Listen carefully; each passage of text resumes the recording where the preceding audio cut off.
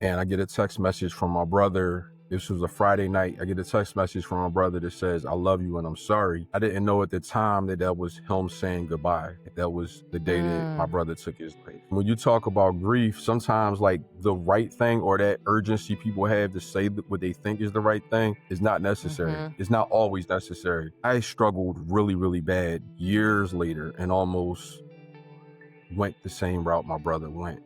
And by the grace of God, the support of others, I'm still here. But that pressure to be strong, that is hard. Like people telling you got to be strong for your mother. And I'm like, who's going to be strong for me right now? October 16, 2018, I was in a really, really bad place. And I had a plan to take my life. As someone who has lost someone to suicide, as someone who knows the impact and all of that, I still was struggling and was overwhelmed.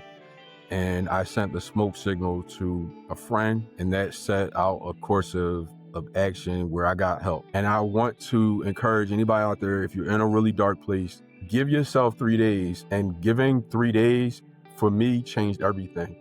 It was really hard on day 1. It was really hard on day 2. But day 3 became one of the best days I ever had in my life. So I encourage everyone out there to just give yourself some time to let things settle. Everything is temporary. Welcome back to Mending Piece by Piece, the podcast where we hold honest conversations about grief, healing, and the courage it takes to keep going. And this season, we are talking with all men to focus on men's mental health, grief, and their journey through it. Today, I'm joined by Ihsan Hines, the founder of MBK Cares, a nonprofit dedicated to suicide prevention and mental health awareness. Ihsan lost his younger brother, Atif, to suicide in 2007. Through his own struggles with grief and mental health, he found purpose in helping others find hope and healing. In our conversation, we hope to talk about what it means to grieve as a man, the silence that often surrounds men's mental health, and how he turned his pain into a mission to remind others that healing is a process and hope is always possible. So thank you so much for coming here today and sharing your journey with us. Thank you for the opportunity to have this conversation. And I'm looking forward to what we talk about and hoping that and trusting that this is going to impact lives. Oh, I know it will. I was just so happy how we connected. But before we even get there, I want to know if you could just share with the audience a little bit about yourself, like what your life looks like, maybe some interests, whatever you feel comfortable with. Yeah, so I'm a Philadelphia native. I'm from Southwest Philadelphia, a father of 3. I am a poet. I love watching baseball, basketball. I like going for good walks in peaceful places. I like talking about my experience and also my faith and hope that other people, with a hope that other people can be encouraged by it. Nice. So you said you have 3 children. How old are they? So I have a 20-year-old son, a 17-year-old daughter, and a 16-year-old son. I'm older than I look. Yeah. Oh, yeah. I'm in my 40s, by the way. Yeah. Yeah. Did you see my face? I was like, yeah, that's awesome. Yeah. We met, and I just want to share how we met through doing the mural project in the city. And that was my first time going. Was that your first day going? Because I think it was the second paint day. Yeah. So Yeah, second paint day. doing that second paint day. And I have to say, I knew some people there, but I purposely went to a table by myself, hoping to meet people. And I just love how we connected and hearing your story. Well, I didn't get to hear your story. I'm going to get to hear it all today. But hearing part of your story, and you even brought people with you. And I was just so impressed. And I'm just glad that you're here today to share some of that. So I thought that was cool how we met this. What was that was that this year? That was this year. That was the beginning of this year. That was at St. Christopher's Hospital. Shout out to James Burns and his team from Mural Arts for providing space for that.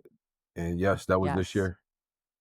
It was. I wasn't sure. I was like, wait, was that this year or last year? Because it was such a long project. But yes, so that that was a great way to meet people, and I was glad that I was able to meet you, and I look forward to this conversation that we're having today. So, before we jump into, like, what you do, what got you here, could you tell us a little bit about your brother? Like, something, what do you remember about your brother? What are some of the positives about him? Tell us about who he was before we talk about his Atif loss. is Atif is the definition of cool. He Cool. was, first of all, he was short, but he had like a real big personality. He was very artistic. He was very compassionate, just really, really thoughtful, a lot of fun energy, the best dresser in the city. All the girls loved him. He just was like a really, Mm, really cool, considerate human being. And we were 3 years apart. I'm 3 years older than my younger brother. And he just was that dude. He was that dude. And he'll always be that dude. mm. Wow, he sounds like an amazing, amazing guy, amazing brother. And you said you were older? Yes, 3 years 3 older. years older? Yep. Okay. Yes. So is it just the 2 of you, or Yes, we have other siblings through my father, but my mother and okay, my father only had the two of us together. okay. I guess being 3 years apart, that you're pretty close. Like, did you hang out Yeah, together growing up and things like that? we did. We drifted away a little bit as we got older. When I went away to college, I wound up having my own group, or even in high school. Like because we were 3 years apart, there's a gap in our own levels of like maturing and stuff. So when I get to Yeah, high school, I'm hanging with high school kids and my brother. But we always had a close relationship, and growing up under a single parent household, we had no choice but to be close. okay. All right. So, if you don't mind, could you take us back to 2007 when you found out about your brother? How did you find out, and yeah, what happened? So 2007, I'm going to have to connect it to my own personal story in a way before I connect it to just my brother. So I'm a recording artist by the name of Purpose. So in 2007, I was traveling the country doing music, doing Christian rap music. And I was in a space where my season just felt like it was a season of growth. And I dropped an album July 7th, 2007, Triple Sevens. I dropped an album called The Father, which was about my own experience as a new father, but also about my relationship with my heavenly father. And my brother's death was the next month. So I can't separate the two because it Oh, really just put a halt to a lot of momentum that was going on in my life. So God told me the day my brother died that it was my season. And my mind went to, this is a season of growth. I thought like this is my spring, and thought this was elevation while I'm traveling and growing. But it actually became a season of what I now see is a lot of like cultivation, things falling apart, just a lot of things, but they still had a purpose and a meaning. So August 31st, 2007, I was preparing to go to a church to do a concert, and I get a text message from my brother. This was a Friday night. I get a text message from my brother that says, I love you and I'm sorry. And I didn't know at the time that that was him saying goodbye. And now we know, my family and his friends, all of people who got that message got it simultaneously by my brother just saying goodbye. That was the day that my mm, brother took his life. And it really messed up a lot of people. It messed me up. It's still painful at times. I know that my mom has never been the same since losing her baby boy.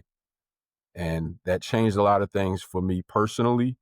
I still have created music that reflects my faith, but there's a lot more definition in my music of an experience of a grief and a loss as exposed, I mean, sorry, juxtaposed to just sharing my faith without any context. But yes, when Atif died, it changed the world. yeah, It changed my world, yeah, and it changed a lot of our family and friends. yeah. Your your world and you as a person were totally different. You're one person the day before, and then that next day, your whole world is it's not the same at all. Yeah. So I want to go and ask the question. You said you were traveling, recording music, and dropped an album, and you thought that was a season of growth and purpose, right? Is that what you said? Yes. I didn't know at So that then, time, like I knew that it was supposed to be a season. Like I heard God saying it's your season. And when you hear mm, season, like it's just something that we think, hmm like when somebody tells you, hey, it's your season, you think like, yeah, this is about to be a good time for me. So I thought that was the message for my life. This is my season, my moment, my yeah, destiny type stuff. I didn't think that it was about to be, and now I now see it differently. And those still aren't bad things. Sometimes those hard spaces we're in, they're necessary. And the season, it still was true. It still was my season. It's just now, 18 years later, some of the things that were planted back in 2007 are blossoming now. They're becoming fruitful now. yeah. So that's what I wanted to make sure I heard it right and kind of clarify. So in the moment in July, or like the day before, you thought your season was out of growth and this is it. Like I'm on, Yeah. and then Yeah. you realize God, I don't want to say he had a plan, but it's a different type of season, a real different type of season. It's a season of growth in a different way than you imagined. Yeah. I think you had it right. It Yeah. is a plan. Because even if you just consider the context of faith, there's some tragedies that were part of a plan. Even like Jesus dying is gruesome and it's tragic, but it also was a plan. So like even Yeah. like there's a scripture that has guided my life and even my name when it comes to who I am as an artist. My name is Purpose. And that's from a scripture that says all things work together for the good of those who love the Lord and are called according to his purpose. So that means everything. That doesn't just mean the good things. That means everything is part of this stew that God is making. And no hmm matter what, it's going to wind up being good. Romans what? I think it's Romans 8. I might have the scriptures 28? off. Yeah, yeah. Is it It's Romans 8, somewhere in, 8:28? yeah. Oh, so you Okay. know that I thought scripture I thought too. you Well, it's interesting that's your scripture. I'm not always Uh-huh. really good at remembering exactly. I'll be like, somewhere in Romans or I I'm don't that usually, way too. but that's a verse that sometimes people will say in the Christian circle, like right after you had this like big trauma. Well, and Yep. that's interesting because I can hear that later and I can weave that into my life, but not right in those moments right after. That's not like the best thing to hear. That's it. Yep. That's why I remember it because I remember people saying that and I was like, yeah, well, I don't want to hear that right now. Sorry.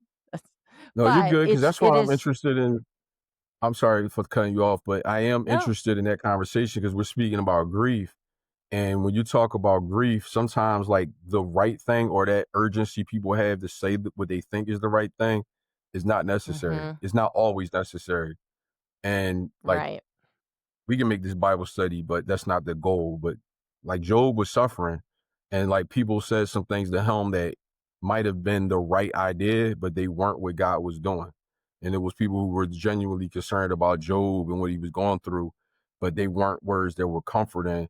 And sometimes you don't even need words of comfort. Sometimes you just need to feel it go through in order for you to change. Because God's ultimate goal for us is not that we always feel good, but that we transform. And also the scriptures and experiences as a believer show us that the sufferings of Christ are part of what cultivates our faith and our identity and all the things. So you don't always have to say Yeah. that. You don't always have to say anything. You don't. Sometimes just be quiet and Yeah, let people be sometimes you where they just are. yep, I agree 100%. Just sit, show up. Yeah, I'm not going to add anything to it because that's exactly it. So you were sharing too that how it changed. It changed you, it changed your family, it changed so many. And it sounds like, yeah, you all got this message. Like that just, I got chills when you said that because nobody probably knew all at once. So when you got the did you actually get it right away or did you see it later? I got it immediately, but I didn't think that. I actually thought it wasn't for me because it said I love you and I'm Oh. sorry, right? So like Atif was never showing any signs of depression. Atif was never showing any Mm, signs of grief. We didn't know. So I actually thought that he sent it to me by accident. I thought like, okay, maybe he had an issue with somebody and they had an argument And he's Yeah. apologizing for that. We had no issues. So for him to say, I love you and I'm sorry, I'm like, okay. It wasn't until my mom reached out to me, because my mom, she saw into it that it was something more serious. And she went to his house and she called me from his house and said that there was Mm. a scene, caution tape everywhere. And that's when it was like, okay, this is not what I thought. But even with that, I still didn't think that it was a death. I didn't think that my brother took his own life. I didn't think any of those things. I just thought, okay, maybe something happened. And it wasn't until I heard the doctor actually tell me that my brother was gone, which was a moment that feels like, even as I'm saying it right now, it just didn't feel real. It didn't feel like these words actually coming out this person's mouth. And I just fell. I fell to the ground and just, like, I was messed up. Take a breath. But Yeah, yeah, take a breath right now. Yeah, because I can see you're right. It doesn't. You still are. You can still feel that. So yeah, yeah. that's a lot. But That's a over lot. time, I'm trying not, and I've learned to not only think about the way he left, but the life he lived. And that's hard to do that, because when suicide is one of the Yeah. kind of experiences that is different than any other way that people pass away. It is way different. Yeah. So if somebody just happens to pass away, there's grief with it. There's grief with all losses. But with suicide, you think about the way that they die, unless it's something even more like when Kobe Bryant died, he died in a helicopter crash. And people think about that too. And it's like, dag, that suffering moment. So when moments are really like gruesome, sometimes people think about the way a person died, as opposed to just the loss of that life and the stories and the moments of that life. So when my brother died, the moments of that death just became like really hard. And try not to only think about those ways that he died, or the way he died, but the life he lived. Yeah. And you're right when you talk about suicide loss being completely different. And I do want to move in and ask you a couple questions about that. But before I do, it is it's interesting because I do this for a living and I don't have other losses coming in here talking about the cancer. They'll talk about a little bit or a car accident. That's just part of it, but it's not the identity. Like, I feel like with suicide loss, sometimes they identify that was that person. I don't know if I'm Yep. saying that correctly, but and then as survivors, we are looking like people are looking at us that way. And I always try to encourage people, let's talk about their life. That's why I start with that too, of like, tell me about him, tell me who he was, because that's how we carry their legacy. Yes, we are going to take this pain and you're going to share with us how you're taking your own journey, with your own mental health, and then with the loss of your brother and what you're doing with that. But yes, we have that, and that is something that we have to work through, but we also wanna carry their legacy forward of who they were and honor them in that, correct? Correct. Yeah, Absolutely. yeah. So, with suicide loss, we know it's an incredibly complex kind of grief. It's different. It's a very different type of grief. What were some of your, it may be continuing now, still thoughts or emotions that you struggled with the most after losing your brother? Denial was the first one. Um, I thought someone killed my brother and that he didn't take his own life. So, and my family, other people in my family thought the same. We just thought somebody took his life and tried to make it look like something else. So denying that he actually died by suicide was hard. Um, Other feelings had to do with like sibling rivalry moments or memories of it when we were young. My brother and I, we had Mm, moments that were natural for other people. Like sibling rivalry is just a part of growing up. But when you lose someone to suicide, one of the things that is common, not just for siblings, but it's natural for people to think, what could I have done different to make sure you're still around? Or also, what did I do that could have contributed to you having diminished mental health? So for me, it was the denial, but also a level of blame. And like those things have faded over the years. But I mean, those are things that I've also found that are more natural for people. For a while, I struggled with not only having those feelings, but then struggling with the shame of having those feelings. So I felt like I feel bad that my brother's not here. I feel bad that I wasn't always in harmony with him, but then I feel bad for having the feeling of not always having harmony with my brother. So you have blame for having, you have guilt for having this guilt. You know what I'm saying? So I wound up having those things. Those are things that have gone away over time. And the more people I've met over the years who have experienced losses to either suicide or any kind of grief, I now realize some of those things are just part of what happens. And it makes it more normal for me to accept those feelings and encourage other people to not let those feelings overtake them or overwhelm them. Yeah. Yeah. I appreciate you sharing that part about the guilt. Like you feel bad about having these bad feelings because that is really common, and it's hard to explain unless you've been through it. It's really hard to explain because some people will be like, "What?" And as a sibling, so you touched on common feelings that people might have, but what you were going through, the hardest part, the denial, and then the blame. But as a sibling, I think that is unique too because it takes on a different perspective, I guess. Like uh, you didn't go into a lot of detail, but I was already in my head going through all the stuff I did. So I know as like an older sibling, I went back. I was 25 when my brother passed. I was flashing back to things that happened when I think I might have been 6 and he was about 3 or 4, or like we were 2.5 years apart. Mhm. And thinking, well, if you didn't let him take the blame for that, maybe he wouldn't have felt bad, or like just the craziest things. And like, I couldn't get them out of my head. Yeah. Like that. It, And it like you becomes a said, of challenge. like not being, yeah, not being, maybe not being as close as we could have been. How old were you when your brother passed?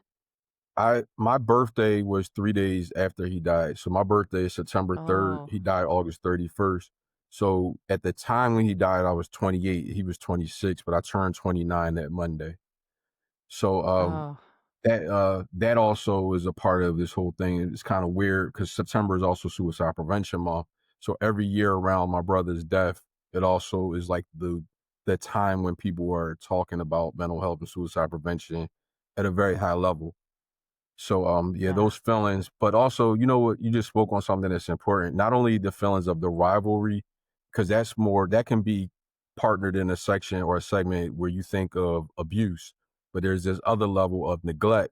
When I went on to college and was just hanging with my friends or just engaging in relationships or even just making my music, there's a feeling of dag, I was so focused on this that I missed this, you know? So that is a whole nother feeling that I went through. But those things they're faded. They become more things that I've accepted, not necessarily faded. They're things that I've accepted and understood and been able to give myself some grace so that I don't beat myself up and condemn myself for things that I did out of ignorance or things that I just did out of just living my life. But yes, yeah. when my brother passed away, it was a few days before my birthday, and it was really difficult to Mm. even think about my birthday. Yeah. And the ages. So 28, 26, I think you said, right? So that's our brains, one, aren't fully developed until we're 30. And so we're still kind of, I don't want to say childlike, but we're still trying to figure out who we are and we're doing our own thing. And I heard what you're saying when you're going off to college or you were doing your music or you're in high school and you're into you're into your friends. That really does weigh heavy when then you look back and think, oh, but I could have been a better brother or I could have, yeah, you're not alone. So many siblings feel that, but that's the natural progression. You know, you're close because you're together a lot, and family things, but then you probably have that rivalry because you're also kind of close in age, so you might be fighting over certain things. But you're figuring out who you are, and then in our late 20s, usually early 30s, is when people come back as siblings, as friends, and they might hang out more. And both you and I didn't get that, right? I was just getting that when my brother passed. So Mm. when right before my brother passed, I had this memory. I vividly remember I was going through something. I forget what I was even grieving, but my brother comforted me. Like he put his arm around my shoulder and like Mm. hugged me, and he became like a support that I never Oh, seen him do before. And I remember that is also what challenged me when it came to losing him, because when you lose the person that you also would lean on when you experience loss, it's even harder. Like losing my mm. brother when I need my brother when I lose things is hard. You know what I'm saying? So that was really awkward. But yes, my brother and I were just beginning to grow close. I was cutting his hair. I think I cut his hair like a week or two before he passed away.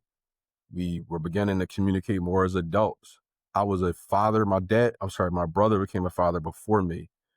So we were Okay. able to start communicating about fatherhood. In fact, this picture that's behind me, that is my brother. And I took that Oh, picture of my brother at my son's first birthday party just months before my oh, brother died.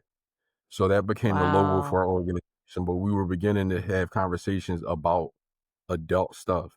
And our rivalry stuff Yeah, was years way, way before that, before we became adults, able to communicate yeah. about real stuff, life stuff. But Wow, yeah, so when he you passed away, were just getting into that, right? You were just getting that good, close relationship. yeah, we were getting back to it was redefined. We had one younger, but Yeah. those things are different when you're older and you can now talk about stuff that you get to talk about man stuff instead of just boy stuff, you know? So we were getting there. Yeah. And that memory that you shared of him comforting you and him hugging you, that's a beautiful memory to have, but at the same time, I'm hearing what you're saying is, like, that's the person that I was looking for comfort, and he was normally there, and now you don't have him. I feel like And he's still with us. I mean, God is always with us, but I feel like the memories comfort me and like some of the inspiration that has come from the aftermath of his death. I know that it's rooted in a lot of my brother's personality and his interests. I'll talk about that yeah. more when we discuss things about the organization, but there's a lot of things that were Atif's interests that have become programmed to help other young people. So, while you were going through, especially in the beginning, did you notice with your family, were people grieving differently? As a male, was it hard for you to grieve and to express your feelings? And now we're talking mental health because you said nobody in your family knew that he was even struggling. So, like, were those conversations talked about? Like, how did they handle everything? I just threw 20 questions at you. Feel free to answer any of them. I'm with you all of it though. So each person's grief was way different, and it took me a minute to actually understand that because I we all lost the same person, but we lost different relationships. My mom lost her Mhm. youngest child. I lost my brother. So I can't imagine what it is to carry a child. Like I have 3 kids. If anything happened to them, I'll be messed up bad. I can't imagine having a baby that you carry, bring into this world, and they're not here anymore. So my mom's Yeah. grief was different. Then we have cousins, their grief is different, even though everyone loves his friends. Some of his friends probably had closer relationships with him than I did. So they might be feeling a void, not blood, but they still might have memories, hours, days, years of like real intense memories where they feel Yeah. like they lost their closest person. So each person's relationship was different. Then you may have like a romantic relationship. My brother had a daughter, I think she was only 2 at the time. I can't remember her age at the time, but that's a different loss because she doesn't have the same ability to even remember. I don't think we have many Yeah. memories of things before a certain age, right? So like there's different ways that you experience the loss. And then just the feeling of denial or the message I said about denial, there was a consistent thing of just denying that this really happened.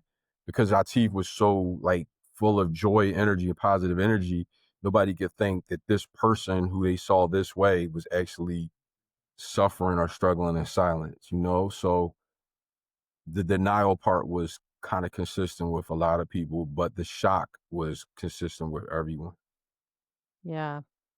Was that hard? When I say was it hard, like everyone is grieving different. Their relationships are unique, and we all just have our own way of doing things. But were you able to come together and grieve together at all, or was it separate? I think it Do you was know what kind I of mean? separate. I do. So it was kind of everyone's thing is different. Like after, and this is something that's not just for suicide, but after the funeral, conversations kind of change, right? When people pass away, Yeah. there's a lot of support during the initial like homegoing and stuff period. But it's that week after, it's those years after when you just in a space that Mhm. a song comes on, a TV show comes on, remind you of somebody. There's nobody to really like be there for those moments. Some of those are waves that you go through alone. But when it came to when I lost my brother, it was kind of hard because my mom, and mom, if you see this, I'm not coming at you at all. I love you so much. My mom became more protective of me because I'm her only other child. So it changed the Mm. way that she had concern and worry for me at a time when my own mental health started diminishing. But then also the way like before my brother's funeral, my girl at the time got pregnant. So my life was changing even more. My daughter's life started the week that my brother died. So Mm. the focus, people's responsibilities during grief was different. Some people just Yeah. had to deal with, just like I have this to deal with, just the loss. But for me, I had to not only deal with the loss, but I was still already a young father to my son, still trying to figure that out. I also had a faith community that was looking at me for like my response to certain things, but also I don't know, like even my behavior to be different. So I went for comfort sexually and I wound up creating a child. And then some other people, like people, I'm not saying this happened in my family, but I learned people turn to a lot of kind of behaviors or things just for comfort. And Mhm. in our family, it just changed. Some things went immediately to Yeah. inspiration. People created a cookout in his name. Some people started creating different materials and like memorabilia. So it just impacted people different. But for Yeah. me and for my mother, it was just straight up all loss and just all Yeah. sadness. And then it was very hard to be supportive between me and my mom of one another. We did our best, but it's hard because those waves might hit. I may be having a good day and my mom is having a really bad wave. And now I have to join her in that or vice versa. So those are kind of the things that over the years we learn to navigate differently. And those aren't easy to navigate when you fresh in that Mm-mm. loss, or it weren't for No. me. It may be different for other people, and I hope that other people, even if you're watching this, I hope that your experience isn't as intense. I hope that you're able to pull something, lean on something to find inner fortitude and strength, so that you don't have to have it go on longer than it has to go on, and also avoid some of the consequences that come from seeking comfort that has consequences, or just not Yeah. necessarily consequences tends to lean to a word or something negative. My child's life is a blessing. Children are gifts from God. So I want to make sure I say that my child's life does not represent sin. Sin leads to certain things in our lives, but every life that is here is because God wanted that life here. Yes. Yeah. But I understood what you were saying, like, we will reach for, and I think that's gonna lead into what I wanna ask you next. We reach for things that might not be healthy, the best things for us, and that are gonna make us feel good in the moment, but not necessarily be actually helping us in moving forward and feeling the feelings or just coping with what we have going on. So, as a man, I'm sure you've heard this, maybe not, maybe I'm wrong, but like, stay strong, hold your emotions together, and kind of relating to your brother, like everybody being surprised, probably because he was holding it in. How did those messages of masculinity affect, I guess, your ability to grieve and move forward? Because you said at the same time your mental health was starting to break down. Yeah. It made it really So, hard. It made it really hard because I don't know if it's even necessarily like just because of me being a man, but I was looked upon as a leader in the community. And then there's also a level of my Christian identity came into play, right? So I'm a believer, but I also have people looking at me like, why did you lean on that? And I should have walked differently. I should have moved differently, but I also have to deal with the pressure of my identity within the Christian community. I've learned to like, that's different now. I look at that way different. We're not just a building. We're not just a group of people. It's more so, I don't know. I don't even want to keep going down that road, but I've learned to like let go of the religious pressure when it came to other people's opinions. And also, Yeah. years and years and years of seeing God. God has really just done a lot of amazing things in my life, but it wasn't just losing my brother that got me to that point. I struggled really, really bad years later and almost went the same route my brother went. And by the grace Mm. of God, the support of others, I'm still here. But that pressure to be like strong, that is hard. Like people telling you, you got to be strong for your mother. And I'm like, who's going to be strong for me right now? And Jesus is strong and helps me to be strong and comforts me. Like certain scriptures became like so important. The Lord is near to the brokenhearted and saves those who are crushed in spirit. Those kind of words and messages like that became things that I needed to know about a personal Mm. relationship with God. And those are things that I had to lean on when I didn't have people who could like, they couldn't really support me, even with their efforts to do it. I had plenty of family and plenty of friends who did their best to support me, but I actually wanted to just cry. And I think some of my grief got delayed because my responsibilities caused me to have to show up in every context. I still had to show up as a father. I had to show up as an employee, and I had to show up as a son for my mother. I had to show up for so many different people, and I just needed to actually grieve. I needed to Yeah. Did grieve you show because up for you? I struggled to, because I had so many, Yeah. I didn't have time to, I didn't think I had time to go from Atif dying to a baby's on the way. My focus has to immediately shift from the person who's gone to the person who's on the way, and the relationship with a child and the mother too. It didn't give me space. I didn't have an opportunity to really grieve in that moment. And it didn't come to a front until years later when everything just got like really, really unstable. I think it's important that So, we grieve properly and fully so that we can actually get all the lessons and all the healing and all of the things we need from it. yeah. And grief, it comes in waves and in stages. And I think we just, many of us will grieve for the rest of our lives. We will mourn, let's just say, that person, but we can learn how we can kind of move forward with that. And I think being able to make the space, like you said, for it, we can't just keep going. The world was going on no matter what, Mhm. and it is. But what you were trying to do is to run and keep up with that world and leave behind like where you were really at. Like you weren't there. You weren't, yeah. Do you know what I'm saying? You weren't able to kind of, you had all these heavy emotions and things that were also going on, and you were trying to just kind of like, let's keep moving really fast with the world instead of letting the world slow down a little bit to let you catch up, I guess is what I was trying to say. Because there was so much. And I don't know, was it your expectations or was it really the others of around you of like, you need to show up and be this person in that It was community or mine. with your mom? Okay. I think that's a good question. Some of it was me because I just like, if I have an idea or something I focus on, I'm going for it, and not on a selfish tip. If there's a job to be done and I know that I need to be responsible for it, I'm going to do it, and I'm going Mm-hmm. to see that something, especially when it comes to helping people, that it gets done.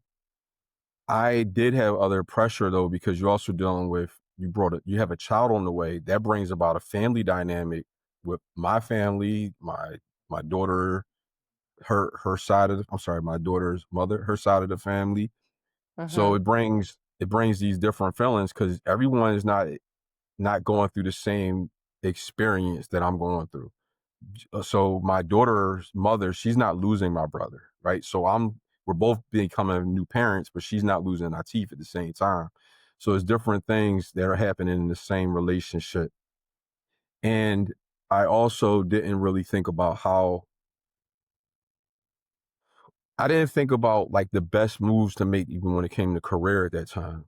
So you got to like Okay. provide. That's in my mind immediately. I can't depend Mm, on this music, which was about to be what I thought I was going to be walking into. I now need to get a good job. And I became a mailman. And that became a well paying job, but it also became the worst job I could have for my mental health. It gave me I all the hear that. time in the world to be isolated and walk down the Oh, street day by I day think. with I became a mailman 3 months after my brother died. Oh, So I mm, immediately had nothing but time and space to just hurt in public. So I can't like really deal with yeah. things because I'm walking down the street. I lost so much weight and just being a mailman, you hear the term sometimes people say going postal. Some Yeah. people who are letter carriers are actually not really dealing with their mental health or not don't have the tools they need to deal with their mental health. I was dealing with a loss and was immediately in an environment that was isolated when I needed to be in a different environment. So even as Yeah. people are going through things out there, I encourage Mm, people to consider, even if it pays less, just even the employment you take on, if you go on to school, if you just engage in other relationships, let them be ones that create an environment where you can get care, you can get nourishment, you can get the things that really matter. And I was thinking about the pay that matter as opposed to being in an environment that was really conducive for me yeah. to have peace. I like how you said that about being carried.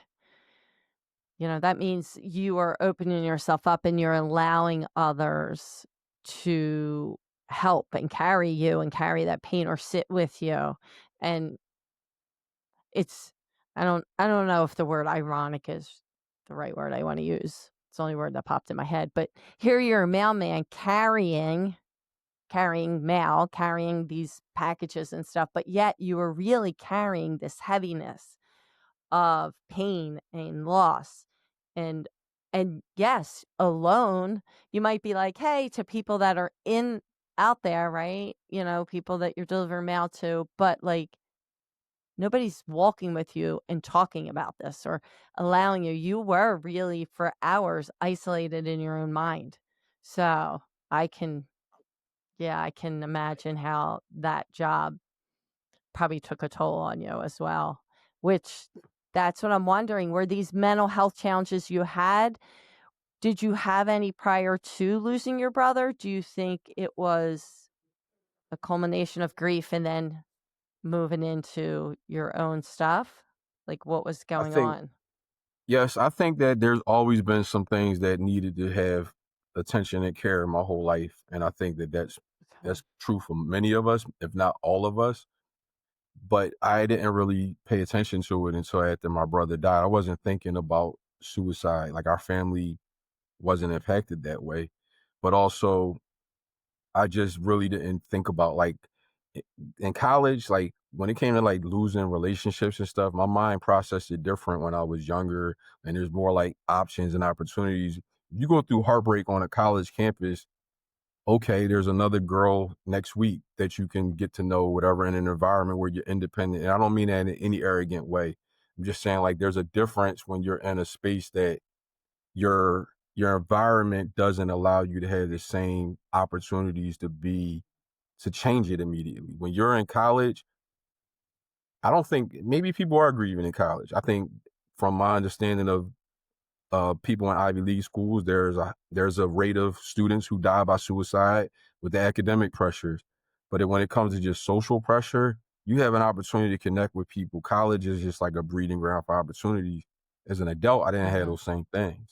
And then when you add Yeah. on to it an environment that has some people who are misunderstanding what our faith really means, you can have people who are just looking at your behavior and not really understanding God looking at your heart and working with people to help them change their behavior. I also was a young Christian rapper, and in a community, Philadelphia was a hub for Christian rap, which means that if you were a new believer, which I was, there was immediately a platform without an opportunity to grow. I was thrust before thousands of people while I still was a fresh baby in Christ.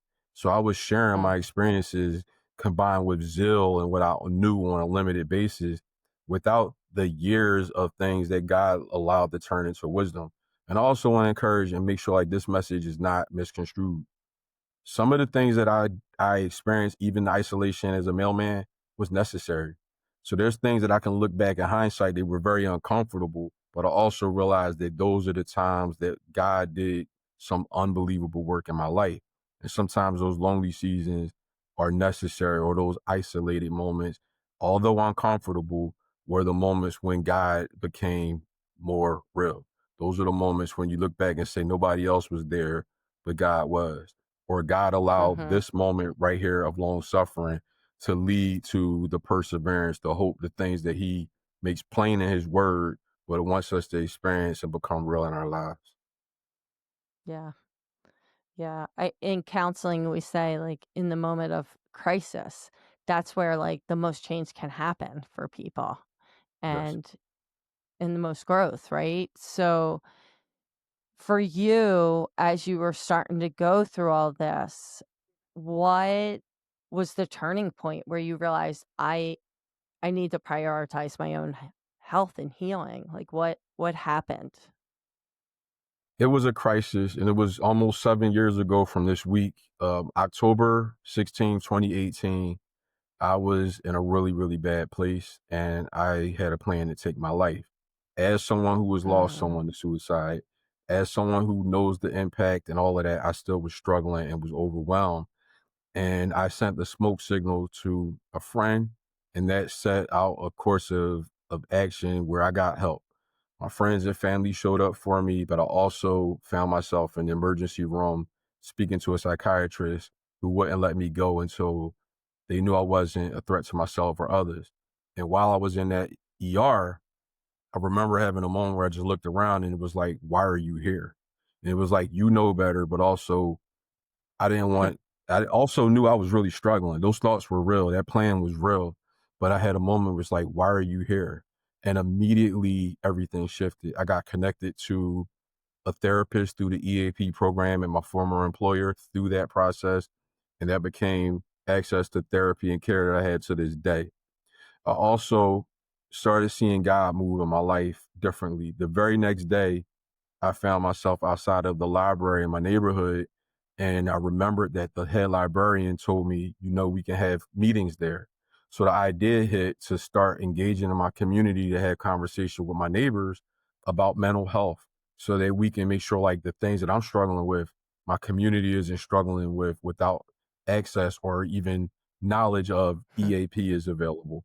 The hospitals have access to the ER that you can walk in if you're struggling with these kind of thoughts, or just like any type of care we needed. So that door of the library open wound up becoming the breeding ground for My Brother's Keeper Cares programming.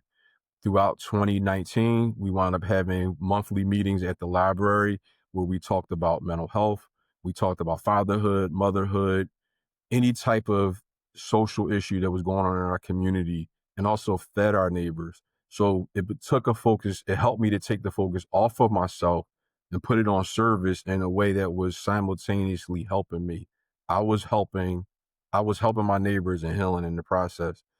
And through that, I gained relationships with people who became board members for our nonprofit organization. So things shifted through God putting my energy back into serving other people while he was caring for me and carrying me. And then in 2020, we became an official 501c3, and we created more programs and events to try and help our neighbors and just relationships. God provided the relationships, he provided vision, then he started providing the people we were going to have to serve. So the turning point came from my own crisis. It didn't come from me losing my brother. For years, we were just having concerts at Love Park to honor my brother, which was just keeping his name alive. But over the years, I mhm. realized Brother's Keeper is not just about keeping my brother's name alive. It's about being there for our neighbors and being there for our community. And God has shaped that. God has given the vision. He's provided the people and he's provided the support. Wow. Wow, that's amazing.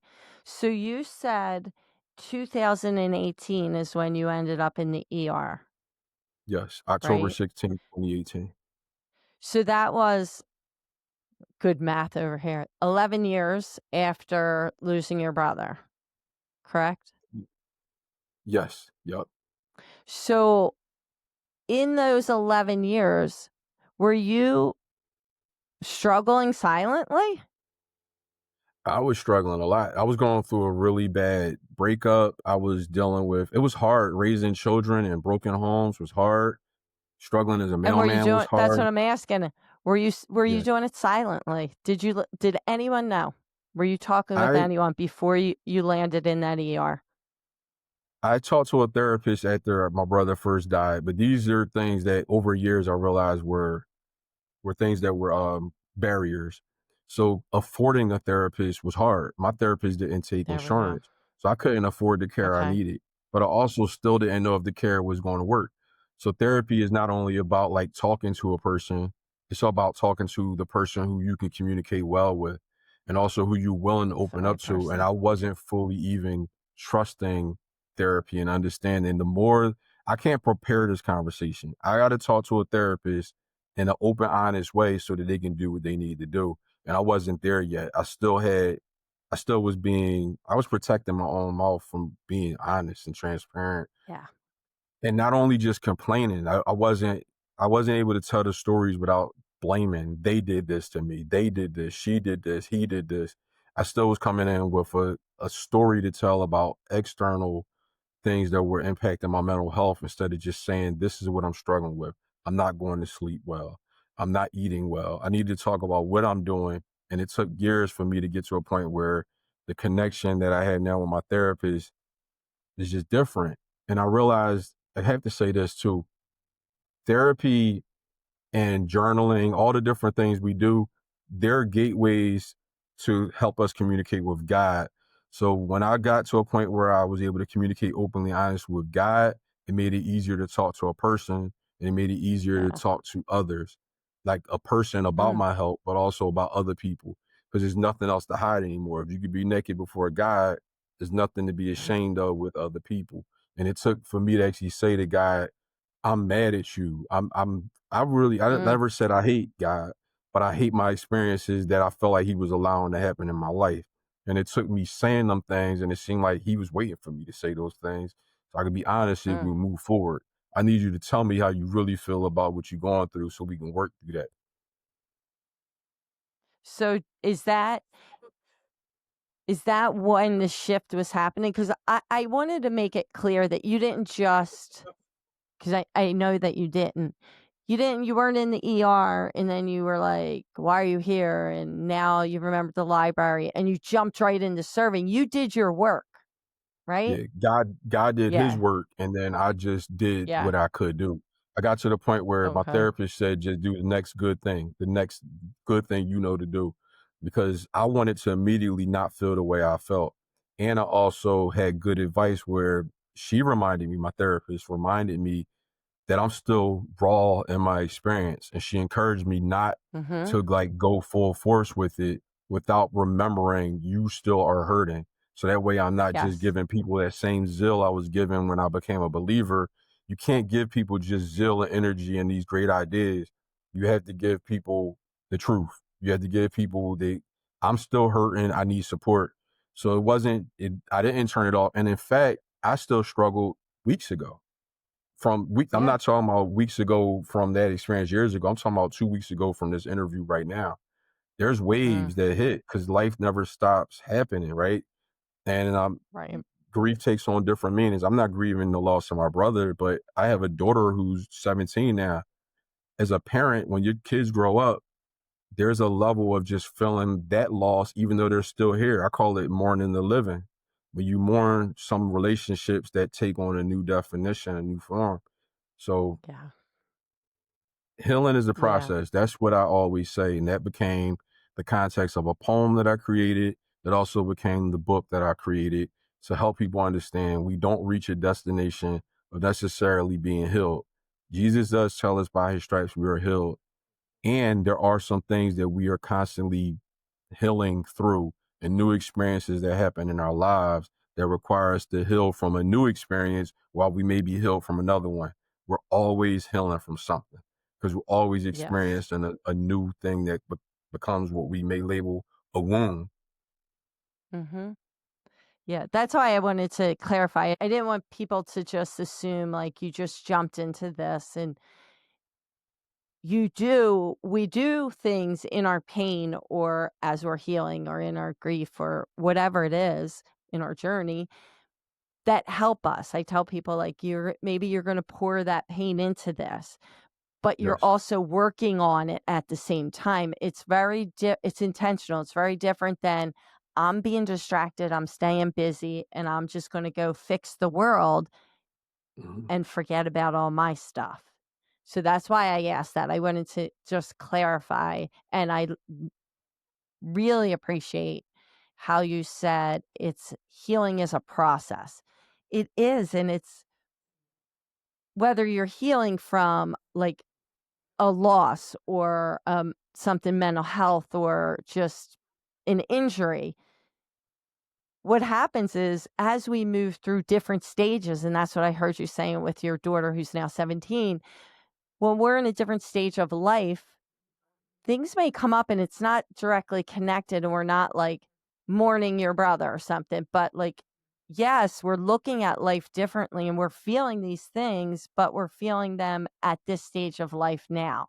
Doesn't mean that Yeah, you're going backwards at all. It means that, oh, now either one, you have the room to feel and look at it differently. But usually it's, I'm in a different spot. Now I feel it differently and I have to look at it differently. absolutely. Yeah. So, yeah, so you're continuing to do your work and on yourself as well as helping others. And I wrote this down, so I'm going to go backwards just a little bit because I think this is really important. It's going to lead into your organization.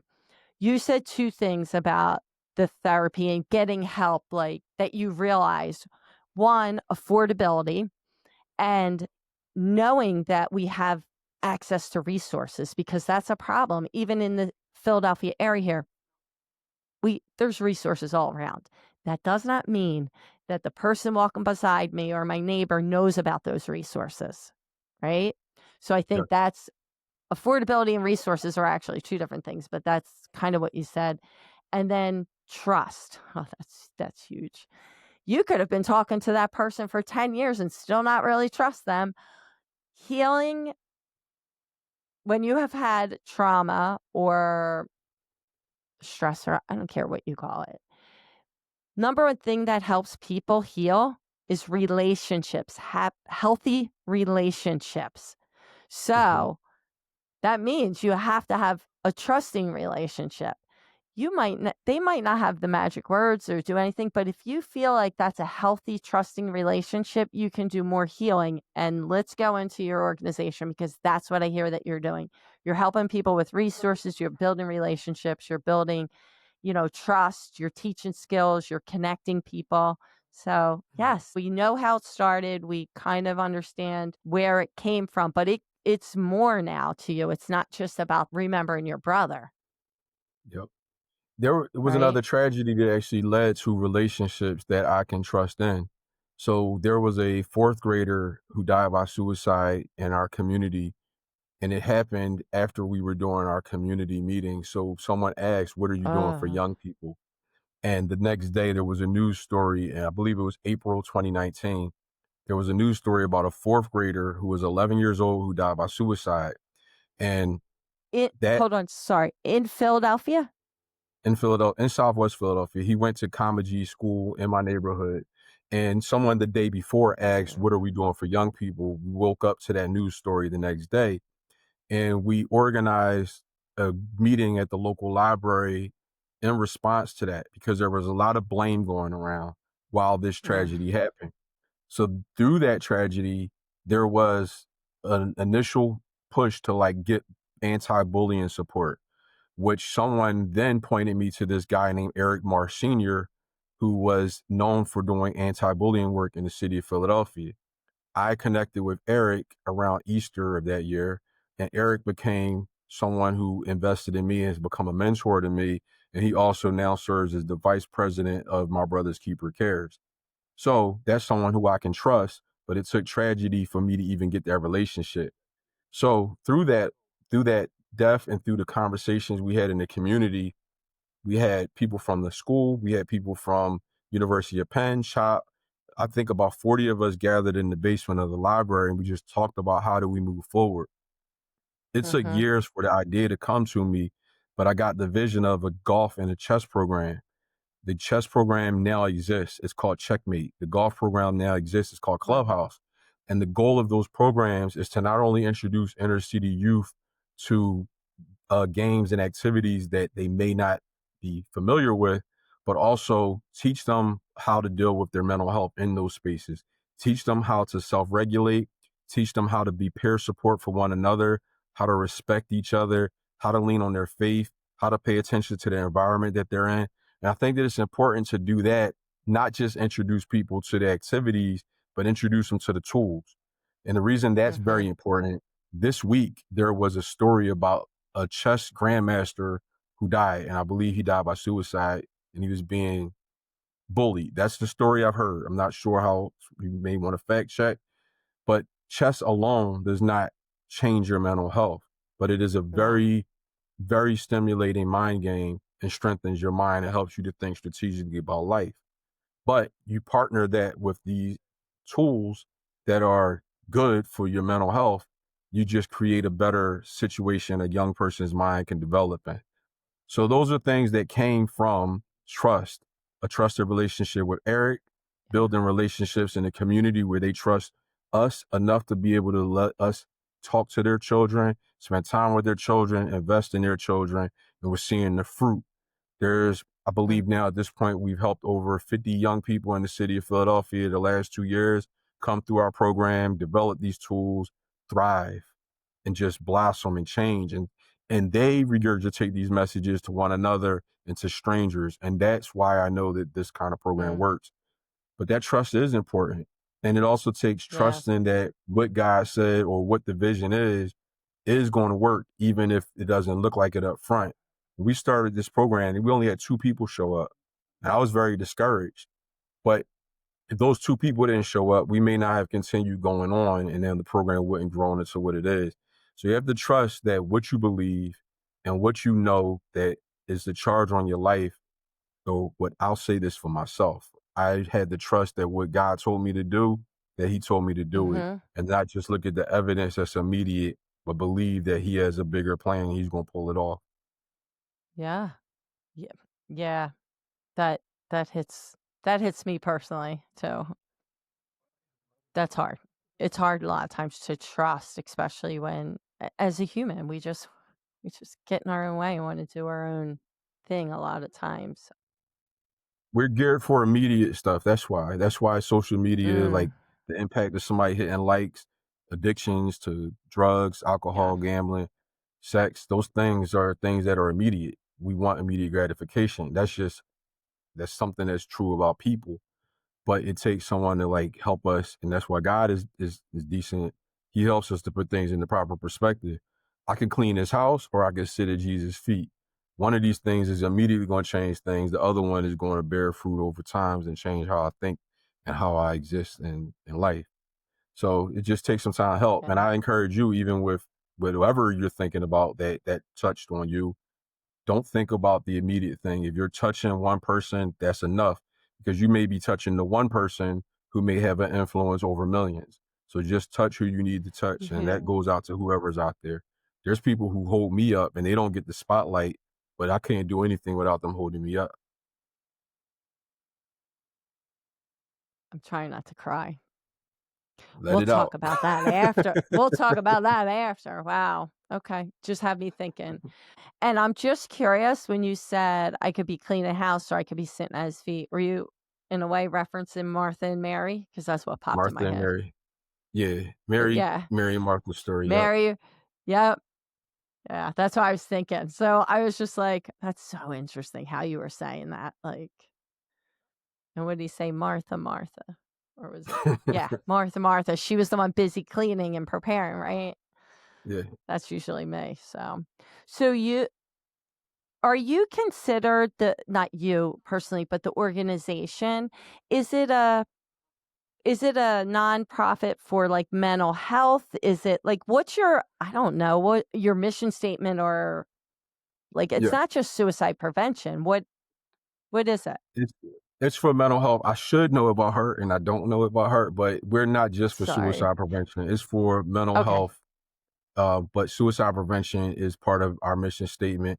But it's through, I know that some of the language is through community collaborations, faith-based initiatives, and also even like athletic things. So all of our programming is not just for suicide prevention. Okay. It's just to help us to have the tools and conversations that we need about our mental health.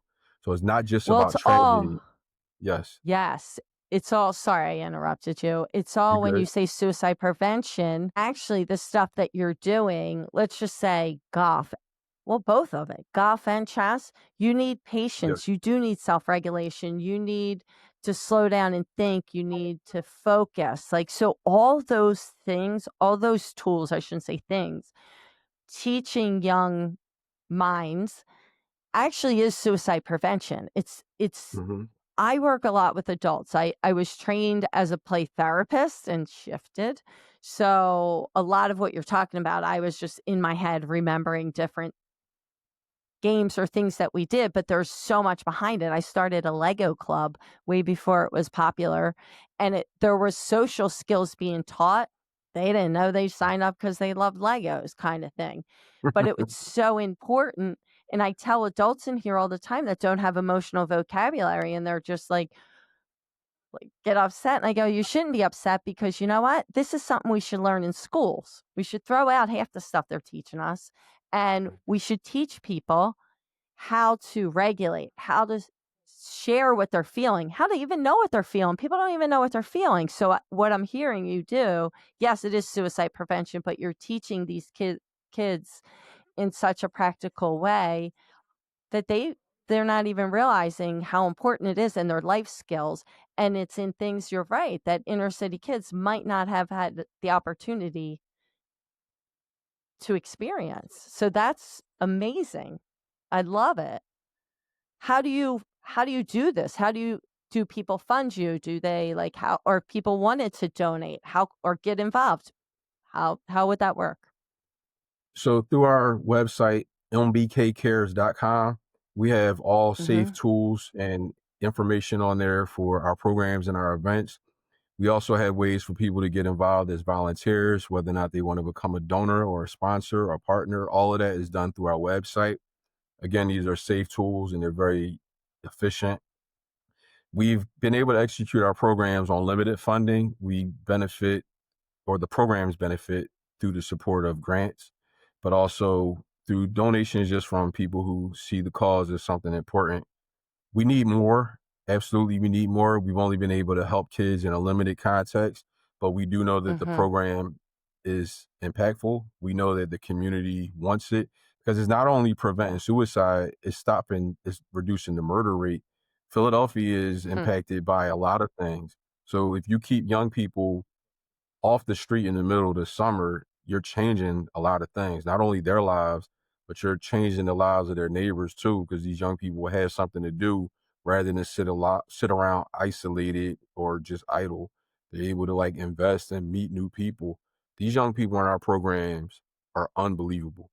Like they're really Yeah. unbelievable. And just watching them develop within like a few weeks, coming to a golf course or a driving range and looking like deer in headlights and not wanting to be social. And then like a week later, they don't want to leave because they want to hit balls even past the hour we're supposed to be there.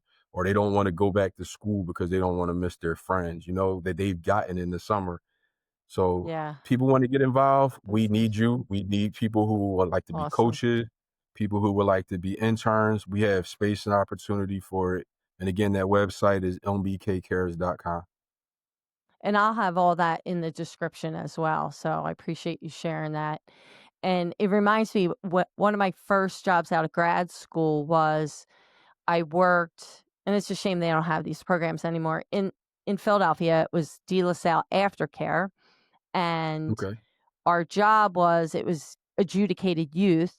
And I would go visit the kids that I was assigned to in wherever they were, the residential treatment program. But I also would visit their families once a month in preparation for when they got out. And when they would get out, we would see them in the beginning 5 days a week, and 4 days, and 3 days. Eventually they would go out because they needed aftercare. But we were doing a lot of what you're talking about and taking them places and teaching them these skills. And it's a shame that the funding, I don't know what happened, the program's not there anymore, but they needed that. They need to have, to be occupied, but also to have opportunity to see some of this stuff and to know that there's so much more out there than maybe they can see, just in their little community.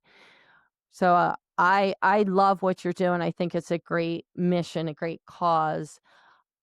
Of course, I'm going to turn it back around just for a minute about men. And I don't know, is it all males that show up, or is it females too? Young girls come. It's primarily young boys, but we started a new cohort this year, and ironically, or interesting, not ironic, the same basement that we had the program or the conversation after the fourth grader died by suicide. This summer, we were fortunate to launch a cohort in the King Sesson Library, and at the King Sesson Library, we had young girls who showed up too. And our program is for girls and boys, young teens, Okay. girls and boys. But a lot of the kids who have shown up so far are young men. And that's decent because the grant support we got was for communities impacted by gun violence. And a lot of that gun violence is happening by teenage boys. So it's important that those people are showing up at our program. But our program is open to everyone. And as we grow and we get more partnerships, we're looking to partner with the Tiger Woods Foundation and with First Tee. And as we grow into those relationships, we're going to, by default, have a more diverse pool of young people we're impacting and serving.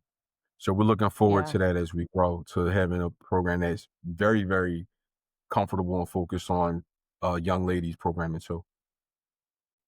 You're from the city. So do you think growing up in the inner city versus maybe growing up in the suburbs, is it different when we talk about mental health?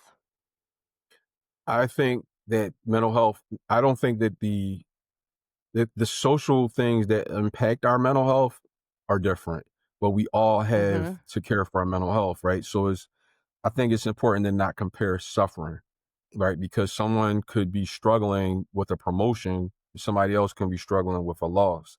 Either way, those are things that impact your mental health. Somebody can get a new opportunity, like, oh, I'm so stressed out, I just got this job, and that job might be paying them $1 million a year. Somebody else in the city is struggling because they can't get a job. Both of their mental health is impacted. So mental health is something that we all have, but the social economic things that impact us are different. If someone is in the inner city, they may be dealing with food insecurity.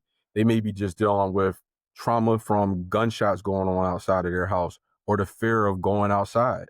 Young people don't play outside the way that they used to, not in my neighborhood, but in the suburbs or other neighborhoods, it may be common for kids to go to a playground and it just be a safe space where kids can be kids. So inner city youth don't have the same space to just be inner city youth. I remember being able to hang up a crate and play basketball when I was a kid. I don't see kids outside at all anymore. And if they are outside, it tends to be kids who are up to something else, but the economic and the communal, the things that are going on in our community are different, but the things we deal with inside are similar. They just may be triggered or impacted by different circumstances. Yeah, that's a great answer. And I wasn't trying to make it a trick question. I kind of wanted you to share that stuff because there is a difference in where people are located, where you grow up or how you grow up. But I should have said mental wellness. We all have mental wellness. We all deal with mental health. But I think truly, let's take the most affluent area and maybe like the lowest area. And you know what? They're very similar in a way of we're not talking about it. One reason maybe because, listen, we just have to be tough and we got to get by and we're trying to survive. The other one is that don't happen to us. We don't talk about that. Like, sweep that Yeah. under the rug. And it's ignored in a very bad way. So I think, honestly, open conversations, and that's especially for males, need to happen. Men have feelings. Men experience these issues the same as women. Like, so my question to you about the environment, like where you grow up, is the same as if it's male or female. We all freaking Yep. have feelings. We just express them differently. Yep. And we need to be able to communicate that. It's not okay that Susie's crying because she fell and got hurt, but Joey's not allowed to cry. Mhm. Right? That So I that think, that's like, that, go ahead. when you mention like Joey and Susie, I think it's important that young boys know that journaling is a thing. Where Susie might Mm. think that a diary is normal, like a diary is something that's common for a little girl. But the idea of writing in a book about how you think and you feel and how your day went for a boy, if you think about telling a little boy use a diary, he's like, that's for girls. But a journal should be for everyone. The activity of journaling is for every single one of us. Because if you think about a journal as something that is for me to be able to communicate my thoughts with myself so that I can be okay or just measure where I'm at, that's something we all need and deserve. So even the language about what is journaling needs to be something that young boys know is normal and Mhm. helpful and fun. That's what I love about the kids in our program. They journal and they ask me for more journals. They ask me, and Oh, it's decent wow. to have journals that are like structured in a way that are activity journals as opposed to just giving a kid blank paper and telling him to write what he's feeling. But journals that say, how are you feeling today? What color are you feeling? What did you do today? Like on a scale of X, Y, and Z, how do you think this? Young boys need to know that it's Yeah. okay to communicate. Yes.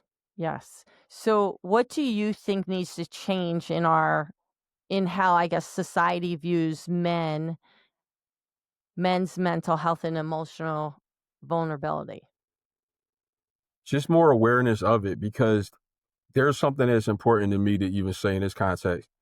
I've heard people say that in the Black community for men, that mental health conversations, that there's this big stigma. I don't believe that, because when we create space, young people open up their mouths, men open up their mouths, and they talk and they feel comfortable and they're anxious to just say what they're thinking and they're feeling.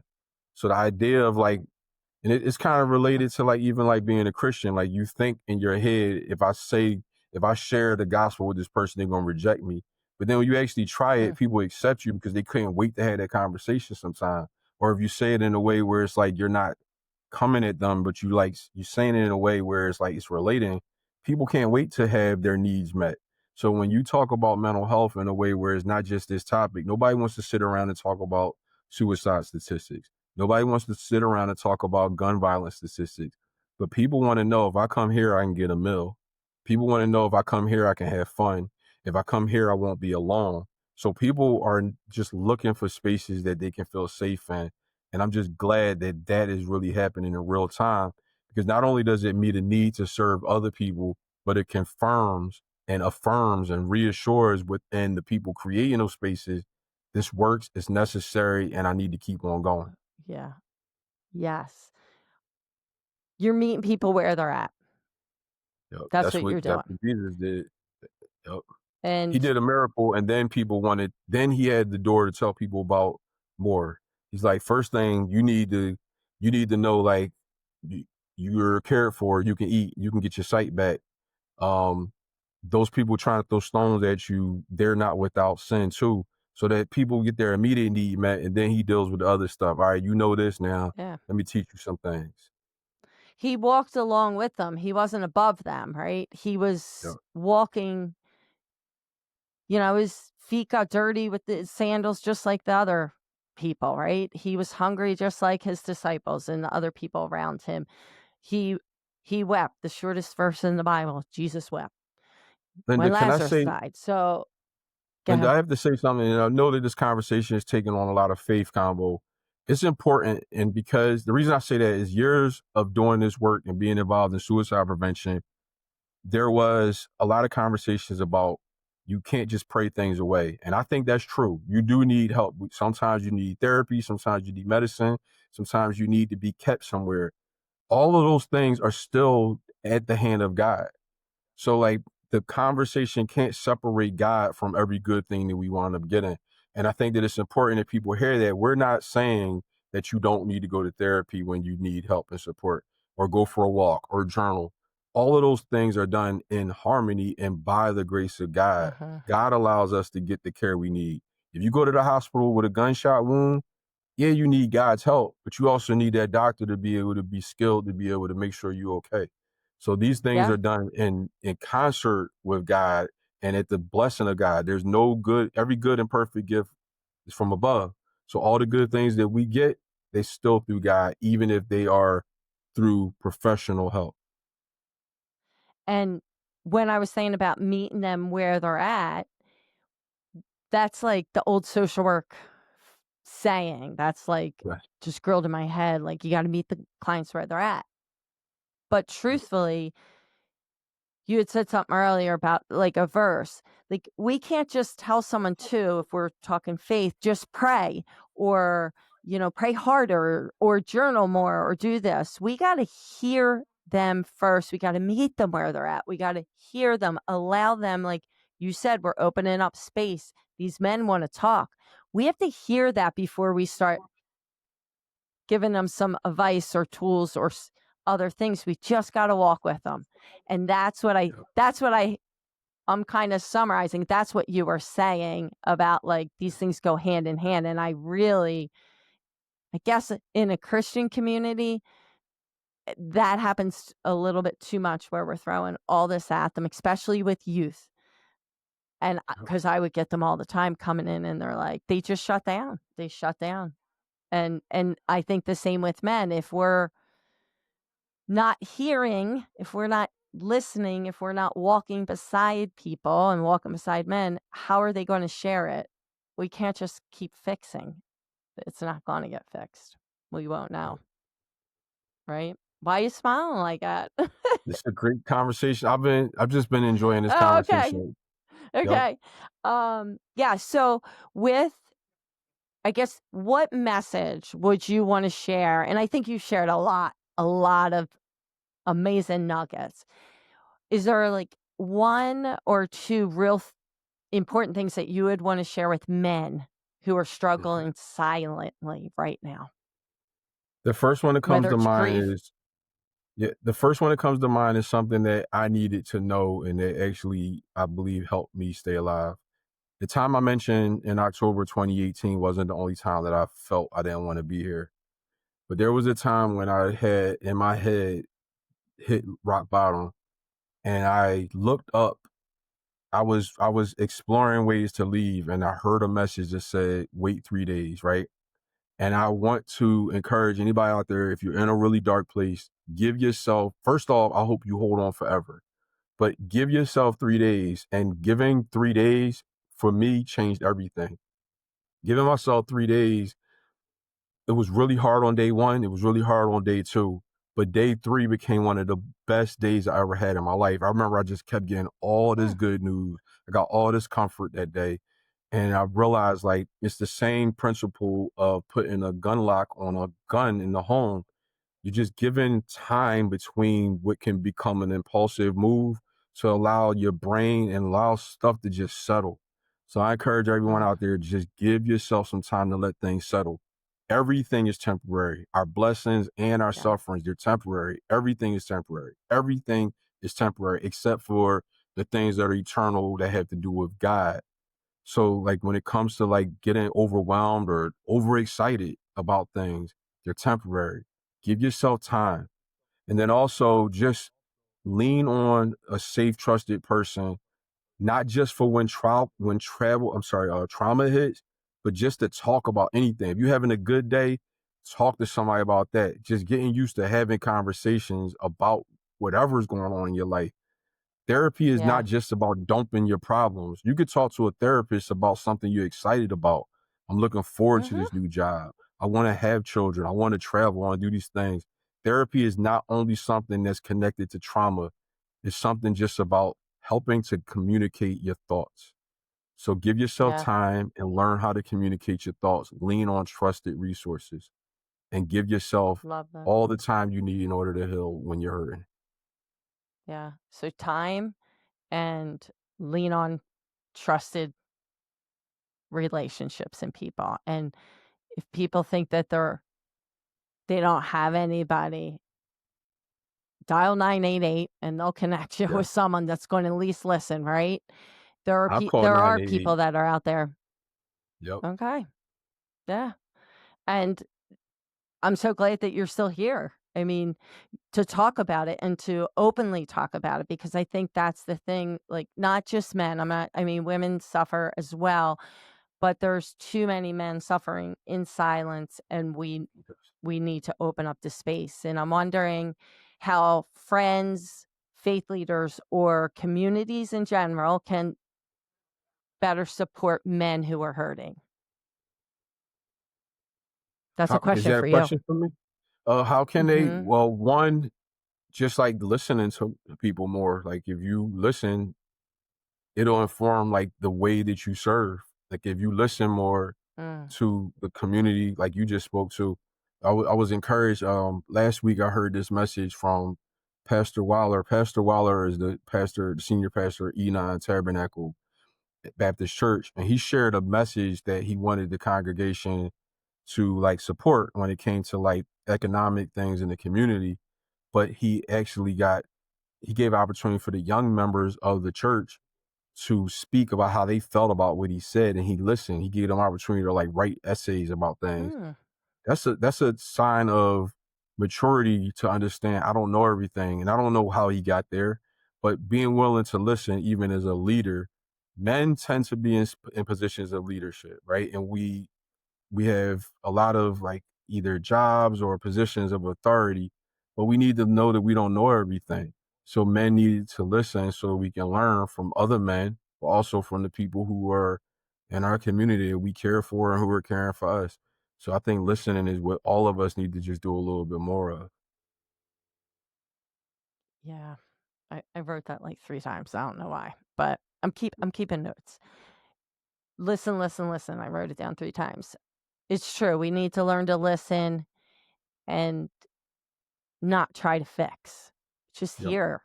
And it goes back to what you just said, meeting people where they're at. People need to be heard.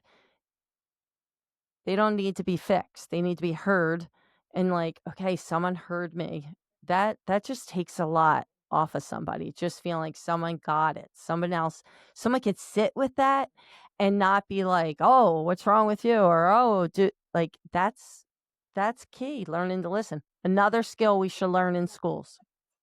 Yep. We should be able to teach people that. So I like that. Awesome. And yeah, anything else beside that? That's it. This has been a wonderful conversation, and Yeah. I appreciate you for this opportunity. I hope the people out Yeah. there understand how crucial conversations like this can be. And I encourage other people out Yeah. there to use your voice, use your stories, not only the traumatic ones, but all of your testimonies. Yes, I love that. I have 2 more things I wanna ask about it. I was asking when I said anything else, I meant sorry, I didn't clarify. Anything else about how people can support men. But Oh, if you were supporting to look men. Okay. back, yes, that's so sorry. Okay. I do half sentences, I guess. I don't know. Looking back, is there anything that you would tell that younger self when you first lost your brother? Would you tell your younger self anything differently? Immediately, it's not your fault. Like that would help a lot if I would have Mm, known that, and maybe there wasn't even anything I can do. There's a tension that exists in that response because the work and the education that I've gotten in suicide prevention lets me know that talk saves lives and that there are warning signs you can look for. But I also have to remember that there's some things that I could not have done differently and that I need to give myself grace to move forward with that because that other stuff will allow you to just be stuck and be a prisoner to your own guilt and shame. yeah. It is is a tough question, and I liked your answer of like it's not your fault. but I got what you meant about that. Again, it's like a mixed feeling because where they say hindsight's 2020, the more that we learn. Now, not Mhm. everybody wants to learn more and understand this more, like why and suicide awareness and prevention. But when we start to learn it, that can hurt too. Yep. That can hurt. Like you're like, oh, but we could just stay stuck and do nothing. And that's how, in a way, I don't know how you look at it. It's in a way how I am honoring and continuing my brother's legacy in a way of like, I just want to move forward and understand better and help other people have conversations and that maybe he didn't get to have because I didn't know it at that time. And that's what I tell people. Yep. We did the best we could with what we knew at that moment. Yep. Yeah. That was So beautiful. yeah, I love everything that you said. I appreciate all that you're doing. And I really did enjoy this conversation. Hope that we can continue some way to work together and to do more because I think there's work will always need to be done. But for those that are out there that want to maybe connect with you or learn more about you, again, I'm going to have it in the description, but where is there like an Facebook or where could they reach you? Just the website? Is that the best way? The website is the best way to connect with the organization. Okay. Again, that's mbkcares.com. If anyone would like to connect with me directly, I don't have my website launched yet, but it will be launched January 2026. And if you want to reach me through social media, my name is my handle, Ihsan Hines, IHSANHINES. That's my handle on Instagram, and I can be found on on Facebook, LinkedIn under Ihsan Hines as well. Okay, great. And And like also, I said, I got to do a news plug. I have a book called Healing is a Process that is available on Amazon.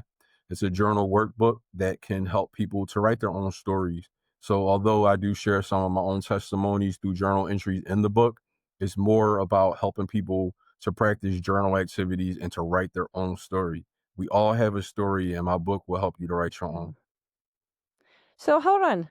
Before we close, when I first met you, you were talking about it. So you just got that recently published then, My book came out correct? for Mental Health Awareness Month. It came out in May of this year. Yes. And it Congratulations. was Yeah, really doing well on Amazon.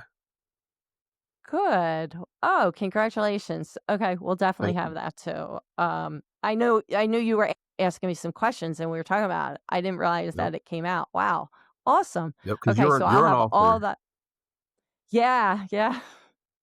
Yeah, Yeah, took you were me telling me about your a book while long I was time. working on my book, but even that Yeah. God-like audible So, steps, I had no plan to release a book this year. I have a book idea I've been sitting on for, well, I'm getting old, over 20 years, a book called The Pendulum, and that will be coming out. But Healing is a mm, Process is the first of a series of journals that I'm yes. releasing. Volume 1 Awesome. is called Healing is a Process.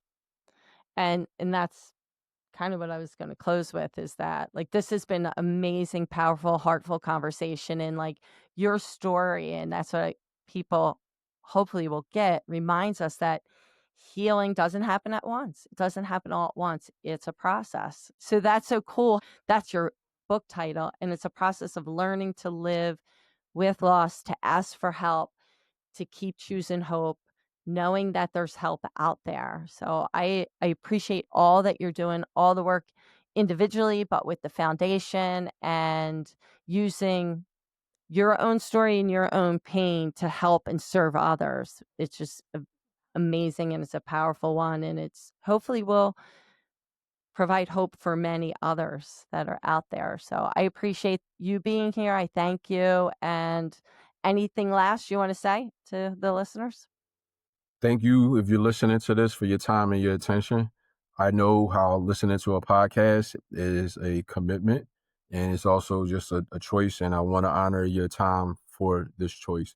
I hope that what you hear here is not something that causes you to compare yourself to any of our experiences, but something that inspires you to find hope in your own experience.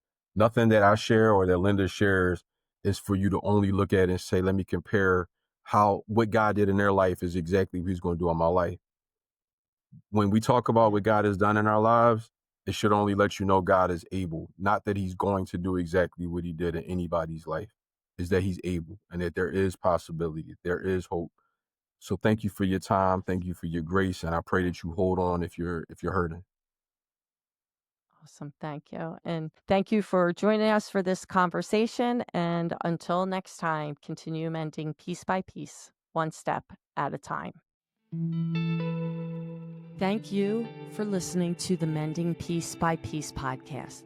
If you lost a loved one and would like additional grief resource to help navigate you through your grief journey, you could purchase Mending Piece by Piece After a Suicide Loss, Guided Grief Workbook and Journal to Heal the Survivor's Heart, or Mending Piece by Piece, a workbook and journal for navigating grief with hope on both Amazon and Barnes & Noble. And until next time, continue mending piece by piece, healing through grief, one step at a time.